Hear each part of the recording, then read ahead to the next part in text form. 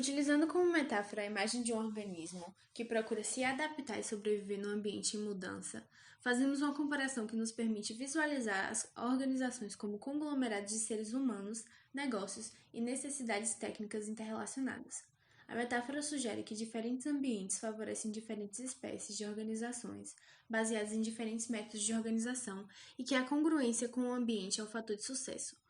No mundo organizacional, é possível identificar diferentes tipos de espécies de organização em diferentes tipos de ambientes, tal como encontramos ursos polares em regiões árticas e camelos nos desertos.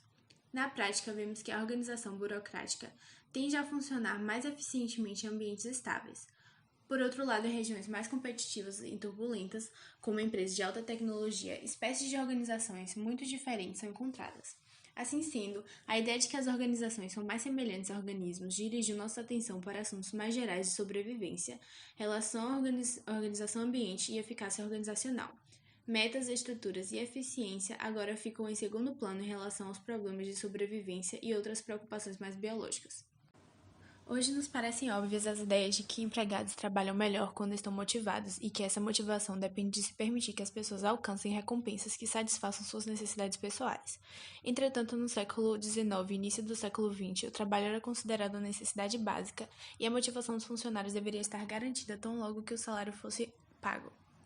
Estudos da teoria organizacional realizados desde o final da década de 1920 tornaram-se famosos por identificar a importância das necessidades sociais no ambiente de trabalho e o fato de que os grupos de trabalho podem satisfazer essas necessidades restringindo a produção e se envolvendo em outras atividades não planejadas. Ou seja, o que se demonstrou é que a administração deve prestar muita atenção ao lado humano da organização e em conseguir unir o plano formal à natureza humana. Uma nova teoria da organização surge então, constituída sobre a ideia de que os indivíduos e os grupos, como os organismos biológicos, só operam eficazmente quando suas necessidades são atendidas. A ideia que ganha força é a de que o ser humano deve ser visto como um tipo de organismo psicológico, lutando para satisfazer suas necessidades numa busca de pleno desenvolvimento.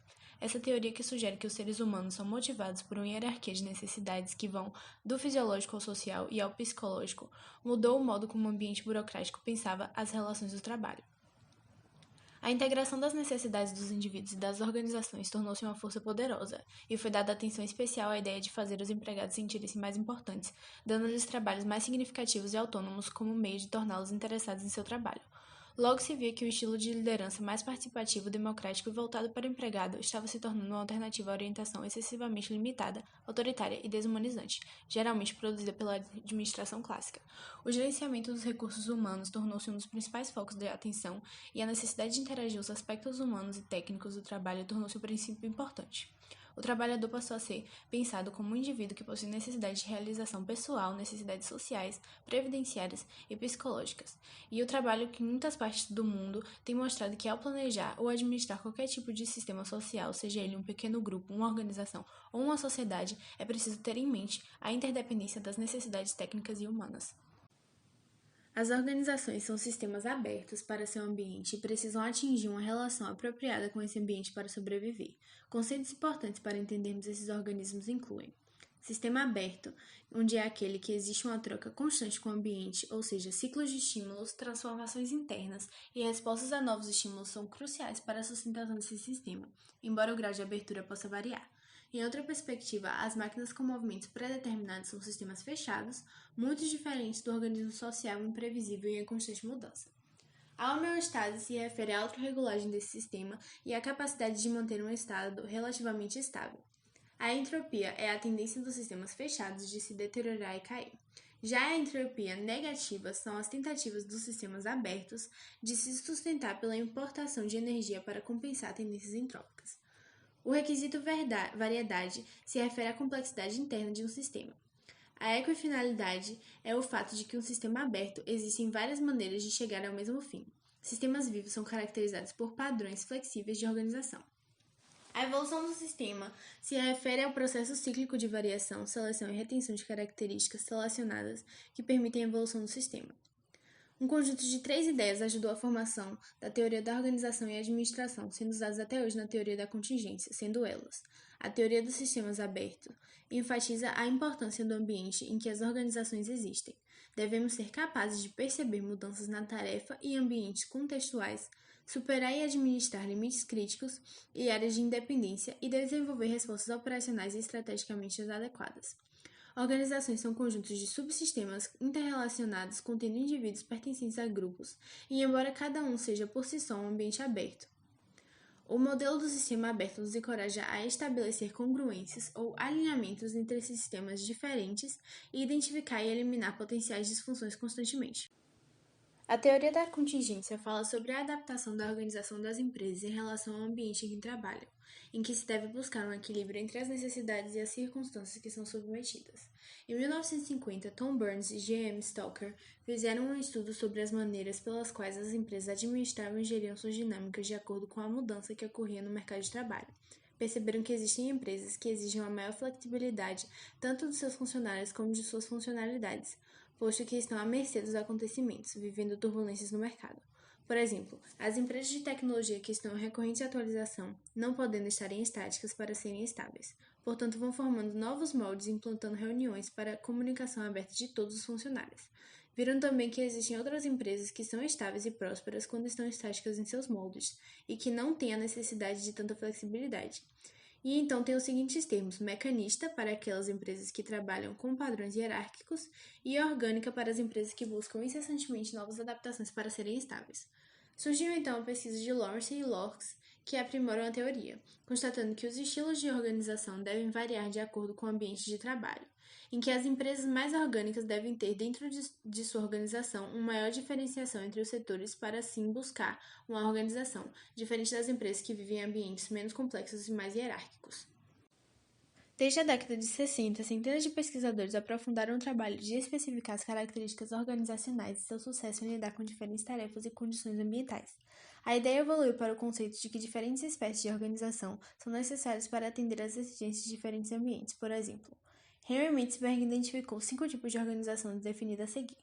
A máquina burocrática e a forma divisionalizada tendem a ser ineficazes, exceto sob condições em que as tarefas e o ambiente são simples e estáveis.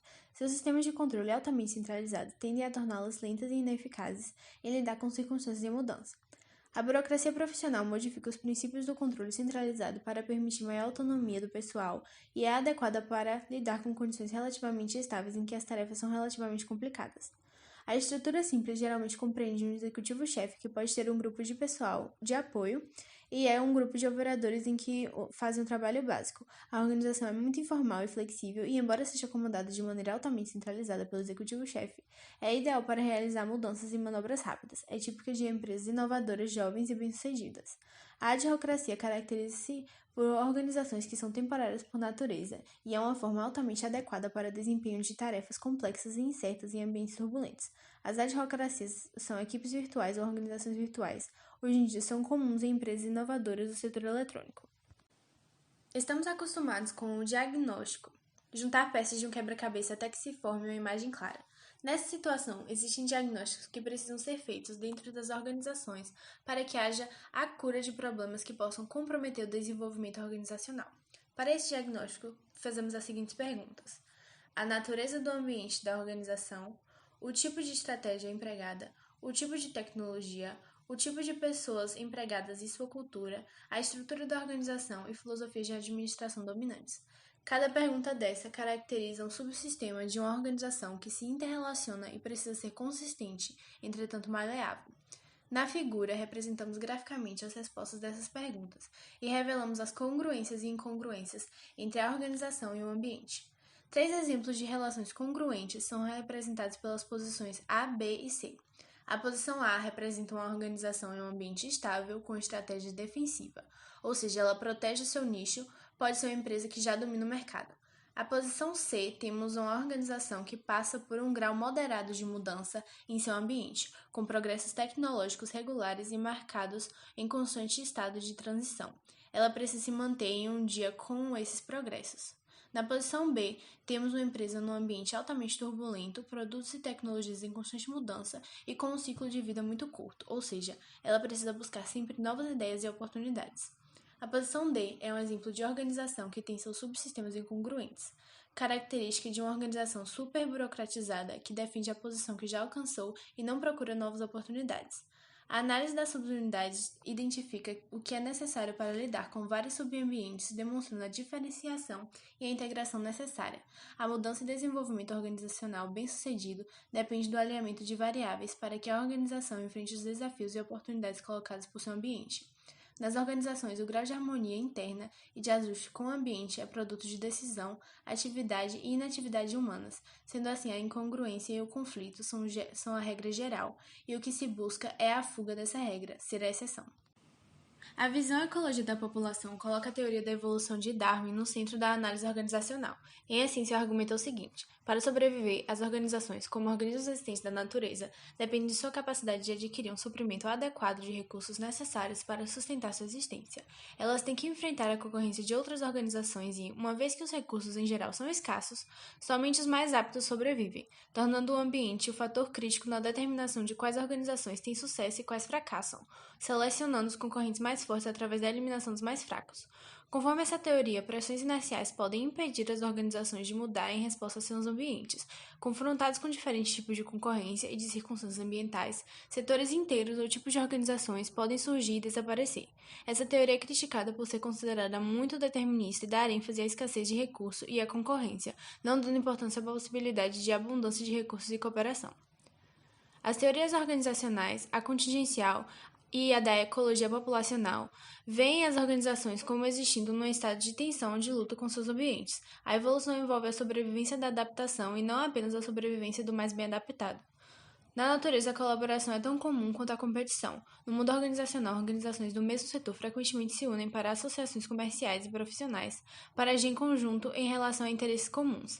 Seguindo esse raciocínio, Eric Trist, cientista inglês, defendeu ideias que encorajam o desenvolvimento de redes informais de aprendizagem que podem gerar intercâmbios de informações e discussões dentro de um domínio, promover avaliações conjuntas de problemas, facilitar o surgimento de valores e normas comuns e encontrar novas soluções para problemas comuns aos membros da rede.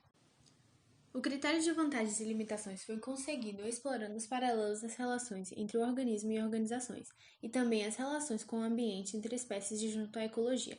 Devido à subjetividade e variedade de ideias, é complicado apontar vantagens e limitações das metáforas, porém existem alguns pontos que são importantes. Vantagens. A metáfora diz que as organizações devem prestar atenção ao ambiente externo sempre, e isso demonstra que as organizações devem observar e se preocupar com o que ocorre em seu meio para conseguir permanecer. Sobrevivência e organização são pontos fundamentais, sendo que a sobrevivência é um propósito-chave de qualquer organização, e isso gera um processo que inclui metas e objetivos novos, ocorrendo flexibilização. A coerência com o ambiente torna-se uma tarefa gerencial-chave, onde conhecer o ambiente é uma responsabilidade-chave para a inovação constante. Caso a inovação seja uma prioridade, obtém-se uma organização flexível e dinâmica, sendo superiores à forma mecanicista burocrática. A perspectiva contribui para a teoria e prática do desenvolvimento organizacional, sendo que o sistema organizacional precisa ter uma base consistente para obter uma relação eficiente com o ambiente e alcançar um novo entendimento da ecologia da organização, onde as organizações não podem sobreviver de forma independente, a evolução precisa ser coletiva. Limitações.